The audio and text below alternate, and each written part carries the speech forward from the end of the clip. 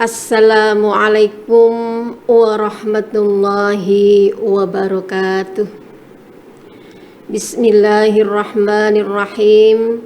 Alhamdulillahilladzi arsala rasulahu bil huda wa dinil haqq liyudhhirahu 'alad dini kullih wa kafa billahi syahida.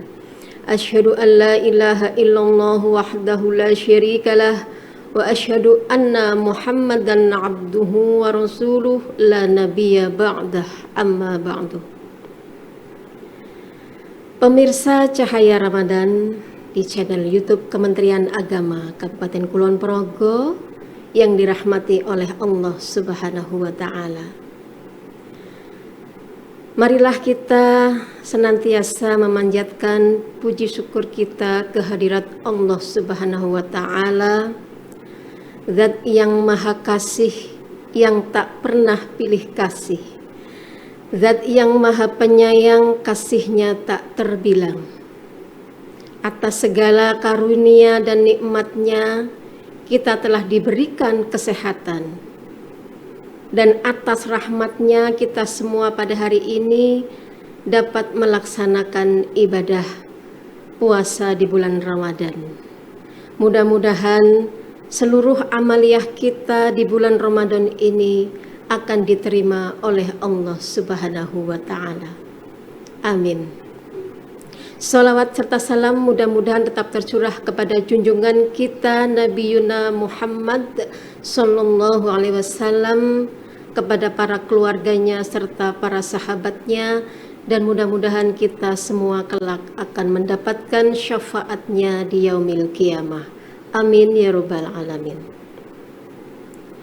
Kaum muslimin dan kaum muslimat serta seluruh pemirsa Cahaya Ramadan rahimakumullah. Tema kita pada hari ini adalah 3 bekal hidup manusia. Sebagai manusia, tentu saja kita pasti ingin dan menghendaki bahwa kehidupan yang kita jalani bisa berjalan dengan baik. Baik kehidupan di dunia maupun kehidupan di akhirat. Sebagaimana yang tertuang dalam doa yang telah kita panjatkan setiap hari, yakni fid dunya hasanah wa fil akhirati hasanah. Kita menghendaki bahwa kehidupan kita di dunia itu kita jalani dengan baik, dan kehidupan akhirat pun akan kita jalani dengan baik. Dan untuk mencapai kebahagiaan hidup baik di dunia maupun di akhirat, setidaknya ada 3 faktor yang akan menjadi bekal manusia untuk kehidupan di dunia ini maupun di akhirat, baik yang kita butuhkan secara pribadi maupun secara kolektif. Yang pertama adalah rizki. Semua manusia pasti membutuhkan makanan, minuman, pakaian, tempat tinggal, kendaraan, dan segala pendukungnya. Dengan kata lain, bahwa manusia itu membutuhkan sektor ekonomi yang baik. Dan Allah Subhanahu wa taala telah menyediakan semua kebutuhan manusia. Walaupun dengan binatang yang sekecil apapun, semuanya sudah disediakan oleh Allah rezekinya. Sebagaimana dijelaskan di dalam surat Hud ayat 6, A'udzu billahi minasyaitonir rajim. Bismillahirrahmanirrahim. Wa ma min dabbatin fil ardi illa 'alallahi rizquha. Tidak ada satupun binatang melata pun di bumi, melainkan Allah sudah menyediakan rizkinya. Yang artinya bahwa semua makhluk hidup ciptaan Allah yang ada di muka bumi ini, Allah Subhanahu wa taala telah menyediakan rizkinya. sampai binatang yang sekecil apapun. Karena Allah Subhanahu wa taala mengetahui tempat tinggal binatang itu dan tempat menyimpannya, karena semua itu sudah tertuang di Lauhil Mahfuz. Dan dengan rizki ini Allah Subhanahu wa taala menganjurkan kepada seluruh manusia untuk menjelajah bumi ini. Karena walaupun Allah Subhanahu wa taala telah menyediakan rizki kepada makhluknya, bukan berarti secara otomatis kita bisa memperolehnya. Tetapi kita semua harus berusaha sekuat tenaga, sebisa mungkin untuk memperoleh rizki Allah itu. Sebagaimana makanan dan minuman yang sudah dihidangkan di hadapan kita, belum tentu itu menjadi rezeki kita, karena kita harus berusaha untuk mengambil, kemudian memasukkan makanan itu ke dalam mulut, kemudian mengunyahnya, dan kemudian menelannya. Barulah itu menjadi rezeki kita. Dan Allah Subhanahu wa taala menganjurkan kepada kita semua dalam mencari rizki adalah rizki yang halal, bukan menghalalkan segala cara. Karena apapun yang tidak halal di hadapan Allah tetap tidak halal, meskipun pengadilan manusia itu menghalalkannya. Dari sini bisa diambil kesimpulan bahwa bekal hidup manusia yang utama adalah rizki, baik itu berupa rizki dalam kitab mengatakannya sebagai kebutuhan fisik maupun kebutuhan non-fisik. Kemudian bekal yang kedua yang perlu kita dapatkan, yang perlu kita pegang dalam kehidupan ini adalah ilmu yang banyak dan luas. Dengan ilmu, manusia akan ditinggikan derajatnya oleh Allah Subhanahu wa taala. Dengan ilmu, manusia akan mencapai segala kemudahan di dunia ini. Dan karena Rasulullah Shallallahu alaihi wasallam telah bersabda, "Ta'allamil ilma fa inna ta'allumahu qurbatun minallah azza wa jalla wa ta'limuhu liman la ta'lamuhu shadaqah." Ta'allamil ilma, carilah ilmu, belajarilah ilmu, karena sesungguhnya ilmu itu akan mendekatkan diri kepada Allah Subhanahu wa taala. Dan mengajarkan ilmu kepada orang yang tidak mengetahuinya itu merupakan sedekah. Yang artinya hidup di dunia ini ketika kita menghendaki kehidupan yang bahagia, yang mudah, maka tentu saja kita perlu membekali diri dengan ilmu yang luas dan banyak. Dan karena Allah Subhanahu wa taala telah menggambarkan, telah menjelaskan di dalam Al-Quran surat Al-Mujadalah ayat 11, yarfa'illahu alladhina amanu minkum walladhina utul ilma darajat. Allah akan mengangkat derajat orang-orang yang beriman di antara kamu semua dan orang-orang yang memiliki ilmu beberapa derajat.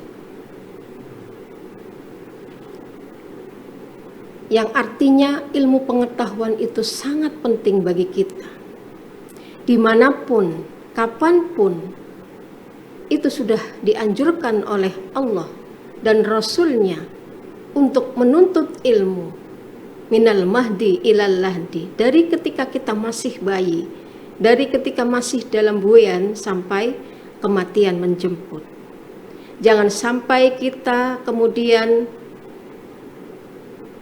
bermalas-malasan dan tidak mau untuk menuntut ilmu karena alasan usianya sudah senja. tetapi marilah kita tanamkan pada diri kita bahwa ilmu itu akan mengangkat derajat kita. Dengan ilmu kehidupan kita akan diberikan kemudahan. Dengan ilmu semua yang kita inginkan insya Allah akan kita peroleh. Kemudian bekal yang ketiga adalah hidayah atau petunjuk dari Allah Subhanahu wa Ta'ala. Ketika manusia memiliki rizki yang cukup, terpenuhi segala kebutuhan, baik itu kebutuhan fisik maupun non-fisik, juga telah memiliki ilmu yang luas, ilmu yang bermanfaat dan banyak, ternyata tidak memadai untuk kita menjalankan kehidupan yang baik ataupun bahagia. Kita masih perlu memiliki hidayah dari Allah Subhanahu wa Ta'ala. Walaupun Allah Subhanahu wa Ta'ala telah menyediakan hidayah kepada seluruh umat manusia, tetapi banyak di antara kita yang membuka pintu hidayah dan mendapatkan sebanyak-banyaknya dari Allah Subhanahu wa Ta'ala, dan banyak juga yang menutup pintu hidayah itu sehingga hidayah tidak bisa masuk ke dalam hatinya. Diibaratkan ketika kita bisa merasakan angin yang berhembus. Angin berhembus kepada kita, kita bisa merasakannya dari berbagai penjuru dan dari berbagai arah. Tetapi ketika pintu ataupun jendela di dalam ruangan kita tutup dan kita dalam keadaan kepanasan, tentu saja kita tidak bisa untuk merasakan hembusan angin karena semuanya tertutup. Untuk itu perlu membuka hati untuk mencapai hidayah dari Allah Subhanahu wa Ta'ala. Sebagaimana dulu ketika Umar bin Khattab menutup pintu hatinya untuk Rasulullah, kemudian ia membenci Rasulullah karena tertutupnya pintu hidayah. Dia membenci, bahkan ingin membunuh Rasulullah SAW. Tetapi ketika Abu Bakar sudah membuka pintu hidayahnya, kemudian hidayah itu masuk ke dalam hatinya, yang kemudian ia bukan hanya membela dan mempertahankan Rasulullah SAW, tetapi mencintainya, bahkan lebih mencintai Rasulullah daripada mencintai dirinya sendiri. Untuk itu dapat diambil kesimpulan bahwa dengan hidayah Allah Subhanahu wa Ta'ala memberikan kita dorongan untuk melanjutkan atau menjalankan kehidupan kita di dunia ini dengan baik. Dan Allah juga menurunkan Al-Quran sebagai petunjuk kepada manusia. Dzalikal kitabul la raiba fi hudan linnas. Dan Al-Quran itu adalah tidak diragukan lagi di dalamnya dan merupakan petunjuk kepada seluruh manusia. Mudah-mudahan di bulan Ramadan ini kita senantiasa mengkaji Al-Quran yang menjadi petunjuk kepada kita semua. Kita bertadarus, bertarawih, dan amaliyah-amaliyah Ramadan yang lainnya. Dan mudah-mudahan apa yang kita dapatkan dari 3 bekal ini menjadikan kehidupan kita menjadi kehidupan yang baik, kehidupan yang bahagia. Rabbana atina fid dunya hasanah wa fil akhirati hasanah wa qina adzabannar. Kaum muslimin, kaum muslimat, seluruh pemirsa rahimakumullah. Mungkin ini yang bisa saya sampaikan, mudah-mudahan bermanfaat. Apabila ada kekurangan, saya mohon maaf yang sebesar-besarnya. Billahi taufik wal hidayah waridho wal inayah. Wassalamualaikum warahmatullahi wabarakatuh.